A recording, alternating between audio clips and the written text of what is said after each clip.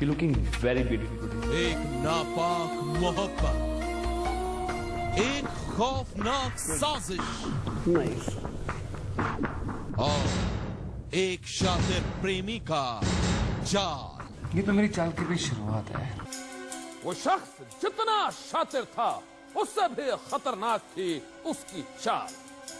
वो एक तीर से दो शिकार करना चाहता था और इसी के लिए उसने रची थी मौत की ऐसी खौफनाक साजिश जिसे देखकर यकीनन आपके भी रोंगटे खड़े हो जाएंगे।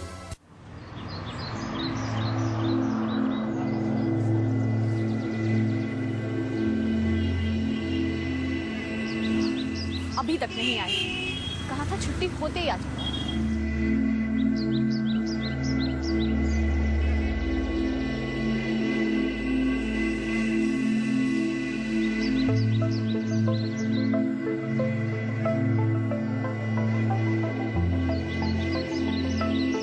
फोन भी नहीं उठा रहे।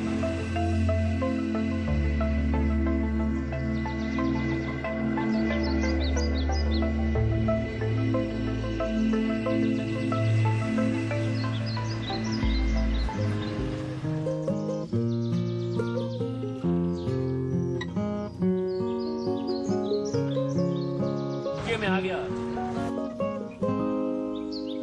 क्या आ गए? अब मैं नहीं जाऊंगी तुम्हारे साथ। क्यों? नहीं जाऊं तो नहीं जाऊं। अरे यार, ट्रैफिक जाम था, लेट हो गया। नहीं जाऊंगी तो नहीं जाऊंगी। सॉरी यार, अब प्लीज चलो ना। अरे गुस्सा छोड़ दो बाबा। ठीक है, लेकिन आज के बाद ऐसा मत करना। That's more like it. अब चले? आइए।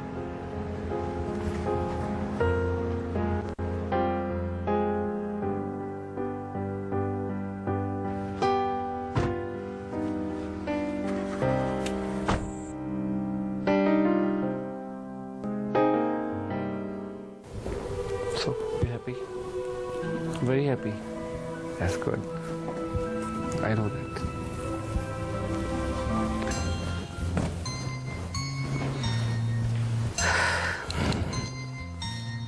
You're looking very beautiful today. Very, very beautiful. अच्छा, तुम्हें तो मैं हमेशा ही खूबसूरत लगती हूँ। नहीं, आज कुछ ज्यादा ही सच में। मैं बहुत प्यार करने का मन कर रहा है, बहुत प्यार। तो फिर इतनी दूर क्यों खड़े हो? Oh, that's good. Like it. You look very sweet today. Why so? Nice. Happy.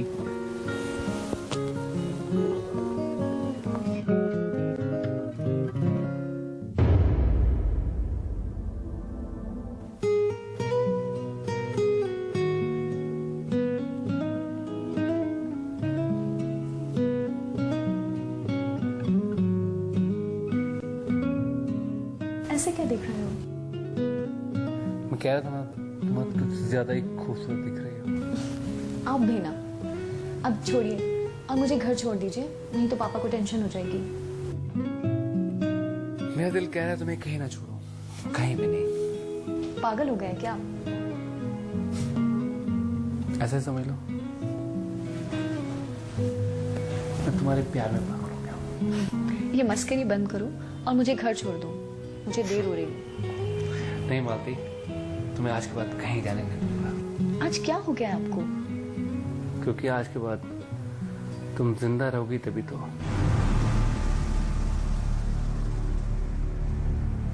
क्या क्या कह रहे हो? ये कैसा मजाक है? ये मजाक नहीं मेरी जान, कड़वा सच। सच? देखो, मुझे ऐसा मजाक बिल्कुल पसंद नहीं। मुझे डर लग रहा है। छोड़ो मुझे। क्योंकि तुम अगर जिंदा रही ना तो कभी ना कभी हमारे इस नापाक रिश्ते के बारे में सबको पता चल जाएगा। लोग क्या कहेंगे? क्या मतलब? मुझे ताना मारेंगे। मुझे एक 45 साल के इंसान ने एक भोली वाली लड़की को अपने जाल में फंसाया, उसकी जिंदगी खराब कर दी। इसलिए तुम्हें मेरे खातिर मरना ही पड़ेगा। मेरी खातिर मरना ही होगा।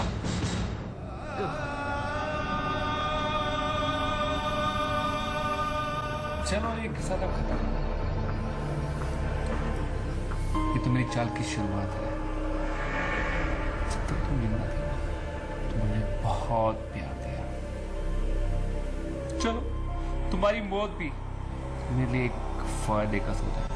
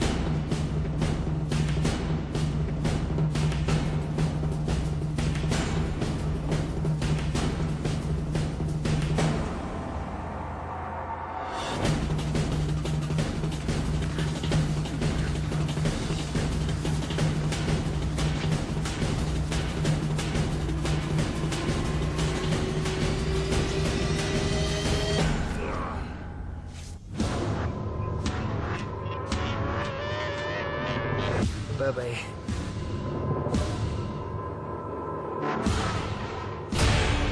तारीख 12 नवंबर 2010।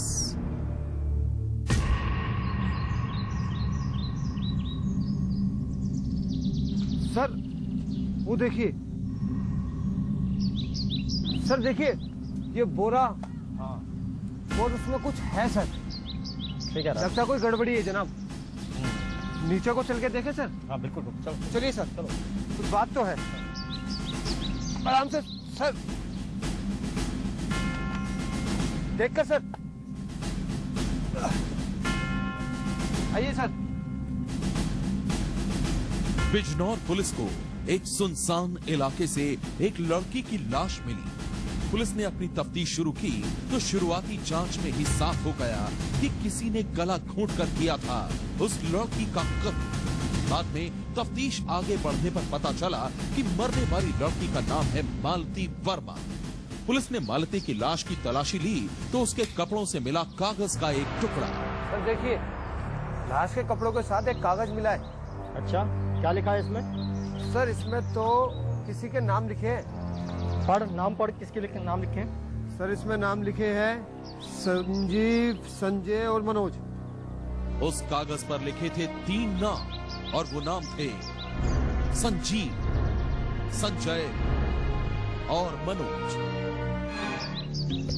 जाहिर सी बात थी, पुलिस के लिए ये एक अहम सुराग था। उसे लगा कि हो ना हो इन 3 नामों का मालती के कत्ल से जरूर कोई रिश्ता है, या फिर हो सकता है कि इन्हीं तीनों ने मालती का कत्ल किया। लेकिन पुलिस के सामने सबसे बड़ा सवाल ये था कि आखिर ये कागज मालती ने अपने कपड़ों में क्यों छिपाया? क्या मालती ने अपनी मौत से पहले अपने कातिलों के नाम इसमें लिख दिए ताकि उसकी मौत के बाद भी उसके कातिल बच न सके? शुरुआती जांच में तो पुलिस की शक की सुई संजीव, संजय और मनोज की ओर ही घूम रही थी।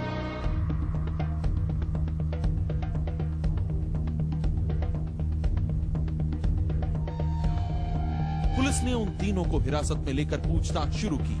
पूछताछ में उन तीनों ने बताया कि वो तो मालती को जानते तक नहीं, तो फिर उसका कत्ल करने का तो सवाल ही पैदा नहीं होता। तुम क्या समझ रहे हो? हमें तुम्हारी झूठी बातों पर यकीन हो जाएगा? सर हम सच बोल रहे हैं। ज्यादा होशियार बनने की कोशिश मत करो, सच सच बताओ। एक बार की तो पुलिस को भी लगा कि तीनों बचने के लिए झूठ बोल रहे हैं, लेकिन पूछताछ में संजीव, संजय और मनोज ने ये साफ कर दिया कि उनका इस कत्ल से कोई लेना देना नहीं। उनकी बातें सुनने के बाद पुलिस को भी उनकी बातों पर यकीन हो गया। लेकिन अब पुलिस के सामने सबसे बड़ा सवाल ये था कि अगर संजीव, संजय और मनोज मालती के कातिल नहीं, तो फिर कातिल कौन है? सवाल ये भी था कि मालती के कपड़ों से मिले कागज पर आखिर क्यों लिखा था उन तीनों का नाम? सवाल बेहद पेचीदा था और इसका जवाब भी तभी मिल सकता था जब पुलिस को मालती के कातिल तक पहुंचने में कामयाबी मिलती।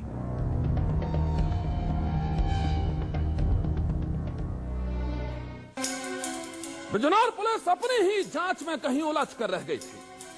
मालती के कपड़ों से मिले कागज के एक टुकड़े पर जिन 3 लोगों के नाम लिखे थे उनका मालती के कत्ल से कोई वास्ता नहीं था। तो फिर कौन है कातिल? ये जानने के लिए पुलिस ने जब मालती के मोबाइल फोन की कॉल डिटेल्स की जांच की तो सामने आई साजिश की एक बेहद खौफनाक दास्तान। क्या थी वो दास्तान? सनसनी में ये हम बताएंगे आगे। शातिर प्रेमी का जाल। ये तो मेरी चाल की भी शुरुआत है।